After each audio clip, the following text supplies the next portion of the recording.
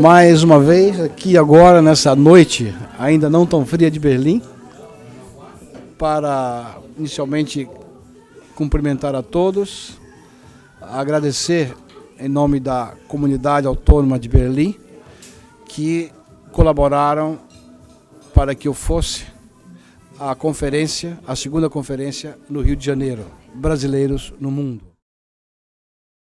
E, nesse sentido, se desenvolveu todo o trabalho dos vários grupos que cada um definiu de acordo com o seu interesse, se era educação, se era saúde, se era previdência, e também fomos às bases. Me lembro de que eu saí com uma espécie de abaixo-assinado perguntando, quer dizer, aos moradores aqui de Berlim, o que eles desejariam que fosse levado à conferência, né? Todo um processo democrático que nos levou, então, até a data da eleição do candidato a convidado oficial promovido pelo Ministério. Isso se deu na embaixada e o processo que nós víamos até então tendo assim, de uma democracia, um processo democrático cada vez mais, que nos parecia mais direto, quer dizer, de repente, e de uma certa maneira atônitos, né? Ainda que tivéssemos aceitado, promoveu-se o colégio eleitoral. E esse colégio eleitoral que iria escolher dentre os 4 candidatos qual seria o oficial. E naturalmente Berlim se viu, por esse colégio, por esse processo de colégio eleitoral, se viu não representado.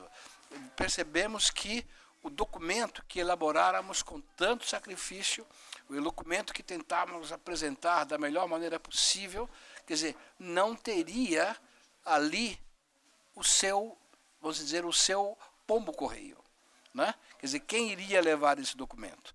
E logo em seguida percebemos que era necessária a presença de alguém de Berlim. Tínhamos que ter alguém de Berlim que pudesse transmitir os anseios, pudesse transmitir as dificuldades, sobre tudo isso, as dificuldades dos moradores brasileiros aqui em Berlim e que, de uma certa maneira, corresponderia ao problema da imigração em geral. Nesse contexto, me escolheram e, assim, fui eu enviado como representante da comunidade autônoma de Berlim. No Rio, chegando no Rio, eu fui assim,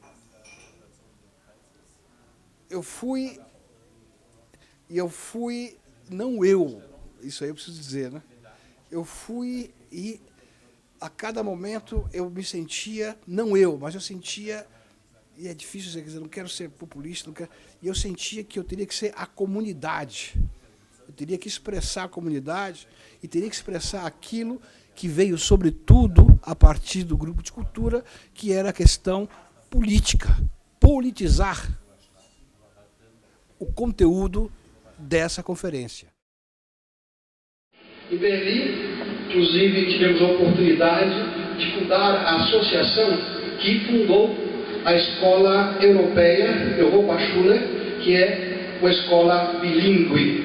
Né? Tivemos lá a experiência com a Escola Europaschule espanhol-alemão e depois, então, conseguimos fundar a Europaschule português-alemão, que funciona já há cerca de 15, 14 anos. E trouxemos aqui, dentro dessa proposta de ensino bilíngue, então já entendendo que não é ensinar português, não é um curso de português, mas está dentro de um currículo escolar da criança. Então trouxemos aqui uma proposta que me permita um pouquinho só de tempo, porque a proposta me parece que está sistematizada e pode oferecer mais argumentos para a escola bilíngue. A primeira coisa foi do nosso próprio conceito. Que lindo! quando nós pensamos no escola bilíngue, com essa especificidade da cultura e da problemática do imigrante brasileiro, nós também pensamos que isso se integra a um programa de saúde. Não conseguimos separar saúde e educação, porque esses dois aspectos comovem realmente a realidade da criança, da família brasileira, ao menos nessa jurisdição de Berlim. Bom, apoiar no sentido da língua, apoiar a realização. Há 2 minutos. Então, por gentileza, posso falar depois à parte. Quem quiser pode procurar e eu posso então destacar e copiar as pessoas diretamente interessadas com a questão e aí conversaremos em grupo. Muito obrigado. Vamos talvez conversar sobre essa questão também nas nossas intervenções, né? Não seria realmente boa política cercear ninguém, quer dizer, acho que todo mundo tem que exprimir todos os seus pontos de vista, mas às vezes a gente consegue talvez exprimir de uma maneira mais resumida, assim teremos a oportunidade que todos nós possamos falar. Minutos, aí eu cortei tudo, mas eu vi que as pessoas se estenderam demais, repetiram as palavras, e na verdade, quiçá, em primeiro lugar, quer dizer, uma coisinha que eu também observei, que pelo menos os três representantes dos Estados Unidos colocam suas propostas como propostas a serem seguidas, ou seja, uma espécie de repetir, o querer hegemonizar, que eu acho que a questão é muito mais diversificada.